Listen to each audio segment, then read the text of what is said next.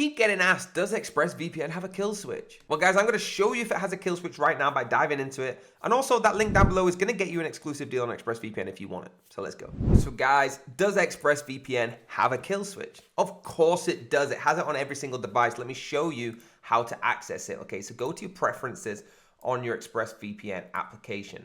Okay, over on general, all right, you see where it says startup, launch Express, connect to the last used location, and then network lock. Now, this is what we're talking about with the kill switch. If you don't know what a kill switch is, okay, a kill switch, basically when you're connected to a server online, if anything happened to that server, if it went down, if it broke, if anything happened, your data is completely deleted. So it's not left on the server. Now, this is where it says, it doesn't say kill switch, but this is it. Okay, this tick right here, stop all internet traffic if the VPN disconnects unexpectedly. Okay, so it's allowing access to device on the local network, such as printers, file, and servers, doing all the same thing and having the kill switch. So the answer is yes. Of course, ExpressVPN does have the kill switch. And guys, you can hit that link down below to get ExpressVPN if you don't have it already. Please follow some of the videos in this channel if you want a full review of it. But yes, it has a kill switch. So there we have it. It does have it, and we have an exclusive deal. So guys, hit that like button, hit the subscribe button, and the bell if you want to be notified. And I'll see you next time.